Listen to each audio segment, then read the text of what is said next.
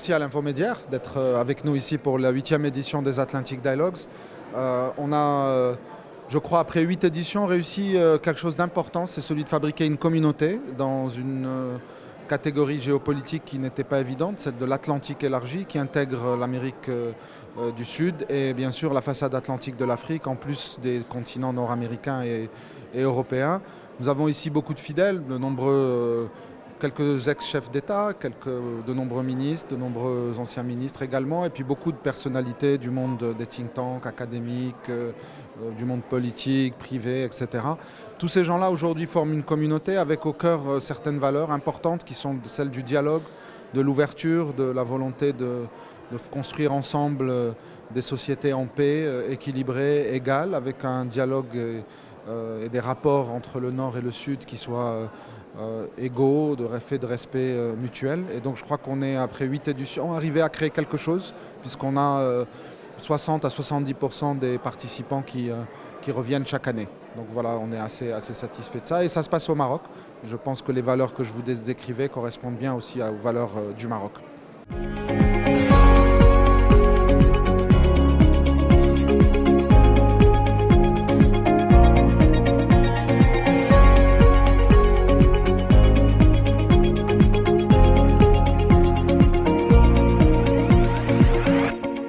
Non, je crois que ce millésime 2019 est un millésime d'exception. Enfin, ce forum est toujours une grande réussite, mais cette année, à la fois la diversité, le nombre et je crois la très grande actualité des thèmes qui ont été choisis font que nous partageons des moments très privilégiés ici, à la fois en nous enrichissant de l'expertise et du témoignage de toutes ces personnalités qui sont venues, en faisant entendre la voix du Maroc, et dans un cénacle qui est à la fois celui de l'ouverture, de l'écoute et de la créativité. Et je suis aussi très heureux parce que pour chacun d'entre nous, c'est une opportunité d'enrichir aussi nos connaissances et nos réseaux. Donc c'est un rendez-vous qui a beaucoup de vertus, beaucoup de mérites, et moi je suis très heureux d'être là.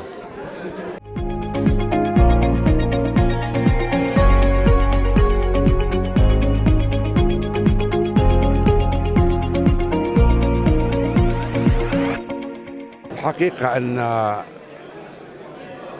مؤسسة مركز الدراسات للجنوب الجديد يقوم بأعمال جليلة وعظيمة بتنظيم هذا الملتقى السنوي وهو الحوار الأطلسي، واستقطاب عدد كبير من المفكرين ومن القادة ومن الاختصاصيين ومن العلماء. بطبيعة الحال المغرب ولله الحمد مؤهل لإقامة مثل هذه اللقاءات التي تتبنى أفكار المستقبل في مختلف الميادين. أنا شخصيا سأشارك هذا المساء في ندوة حول أزمة الديمقراطيات، وهذا موضوع الساعة أيضا، سواء في عالم الجنوب أو في عالم الشمال. كذلك كانت هناك عدة لقاءات حول التجديد والتكنولوجيا خاصة في عالم الجنوب إلى غير ذلك. اللقاء يحضره قامات من رؤساء دول سابقين ووزراء وقيادات فكرية وجامعية وباحثين. يعني هذا في الحقيقة يؤهل المغرب أيضا أن يستفيد من هذه التجارب ويجعل من بلادنا أرضا حقيقية للحوار، الحوار الأطلسي وغير الحوار الأطلسي.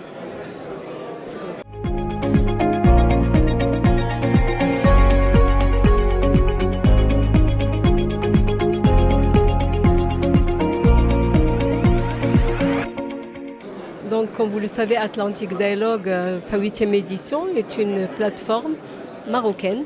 Donc ça, c'est très important, il faut le souligner. Mais en même temps, qui réunit les gens des deux bords de l'Atlantique. Et donc, c'est au fait le Sud. Donc, un Sud aujourd'hui qui est décomplexé, et qui veut produire. Donc nous ne sommes pas là pour consommer des idées, mais nous sommes là tous ensemble pour produire de nouvelles idées, pour justement donner un espoir à ce sud et le reconstruire sur la base justement d'une nouvelle vision partagée, une vision qui nous appartient, celle qui émane de nos besoins, de nos compétences, mais c'est surtout aussi avec derrière une vision de mobiliser un leadership qui mobilise les intelligences, toutes les intelligences, dans une approche participative, sur la base d'une vision partagée, d'objectifs partagés, hommes, femmes et jeunes.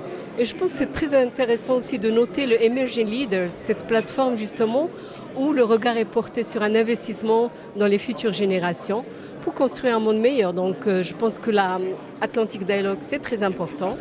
Ce qui est encore plus important, c'est ce qui suivra. Et ça, il y a énormément d'efforts qui sont consentis pour continuer le dialogue, les partenariats et pour construire sur ces moments importants.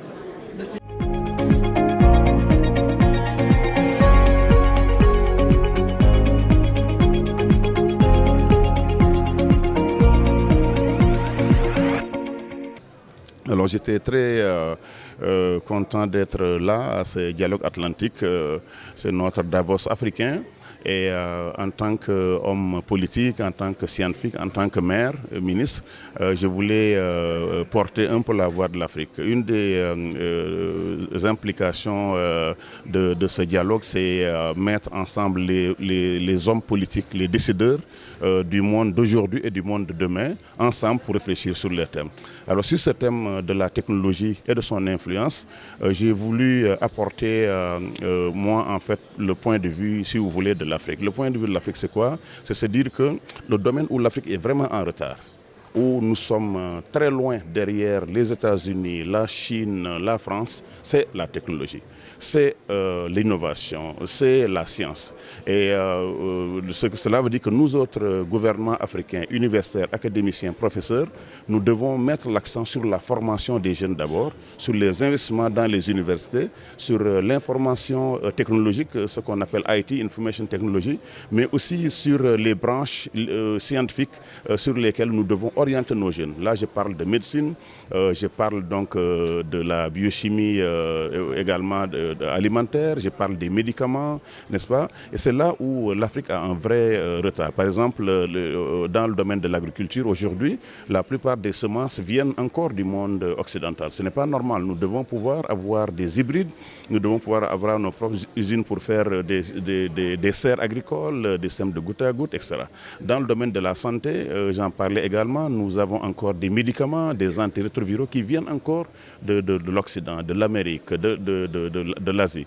Et il est temps maintenant que l'Afrique, le Maroc a déjà fait beaucoup d'efforts dans ce domaine, mais il est temps que l'Afrique d'une manière générale se mobilise pour maîtriser la science et la technologie. Et je disais tout à l'heure à nos amis de la Banque mondiale, des Nations unies, de tous ceux qui aident l'Europe, de l'Union européenne, que pour aider l'Afrique à devenir un partenaire fondamental, à devenir un grand player au niveau international, il n'y a pas de secret. Il faut aider l'Afrique à maîtriser ce qu'ils ont à maîtriser, c'est-à-dire avoir des universités très équipées, avoir des laboratoires hautement équipés avec les derniers cris, maîtriser tout ce qui est donc digitalisation, numérisation, mais aussi avoir des usines qui fabriquent justement au niveau local, au Maroc, au Sénégal, partout, qui fabriquent les objets dont nous avons besoin, des véhicules, des avions, des trains. Et c'est ça un peu les grands défis. Et puis j'avais aussi terminé par dire que est-ce que l'innovation est un problème? Est-ce qu'il y a un impact négatif sur l'emploi ou pas? Alors en Europe, on a effectivement commencé à avoir avec l'intelligence artificielle beaucoup de jobs dans les usines de voitures étaient remplacés par des robots. Mais chez nous, le problème se pose autrement. Chez nous, au contraire, nous avons besoin de l'innovation pour augmenter l'employabilité en milieu rural. Nous savons que plus nous allons maîtriser l'irrigation, plus on pourra travailler 12 mois sur 12. Et si on travaille 12 mois sur 12, les revenus vont augmenter. Nous savons aussi qu'avec les nouvelles techniques en matière de santé, nous pouvons avoir une majeure partie de la population qui soit en bonne santé, avec une bonne nutrition, et puis avec aussi de bons médicaments pour lutter contre certaines maladies. Donc c'est là où l'Afrique est en retard, dans l'innovation, dans la recherche scientifique. Ça veut dire qu'il faut investir au niveau de nos universités dans des centres de recherche, dans tous les domaines de la vie publique, économique, sociale, mais aussi dans le domaine de la biologie humaine, de la génétique, de la biochimie, de la biotechnologie. C'est ça un peu le monde de demain. Aujourd'hui, la thérapie génique est devenue une solution contre le cancer. Elle est devenue une solution. Aujourd'hui, nous cherchons encore des médicaments contre le palu. On n'a pas encore de vaccin contre les grandes maladies qu'on a en Afrique ici. On n'a pas encore de médicaments vraiment pour prévenir beaucoup de maladies comme le cancer, d'autres maladies comme les hépatites, ainsi de suite. Donc voilà un peu aujourd'hui ce thème sur la relation entre technologie, le bien-être social et les inégalités. Voilà comment, et j'ai conclu en disant que comment on peut faire maintenant pour que ces inégalités ne puissent pas voire qu'on puisse les résoudre malgré donc le développement de la technologie. Et la conclusion, c'est que c'est à nous, hommes politiques, de mettre en place des taxes. Parce que les technologies favorisent toujours ceux qui les ont mis au point, avec des revenus très importants. Donc comment maintenant on met des taxes pour que justement une partie de ces revenus très élevés puisse aller maintenant aux pauvres, mettre en place des programmes sociaux. C'est ce que le Sénégal a fait. On a un grand programme qui s'appelle les bourses familiales, où 300 000 familles ont été donc aidées par l'État pour avoir des bourses dans les foyers, avoir des revenus, 150 € par famille. Et ça a permis, comme ça, d'aider. Il y a aussi ce qu'on appelle la couverture maladie universelle pour aider à avoir accès à la santé. Donc voilà un peu des actions politiques qu'on peut faire donc, pour éviter donc avoir un grand décalage au niveau de la société entre les gens riches et les gens pauvres. Merci beaucoup.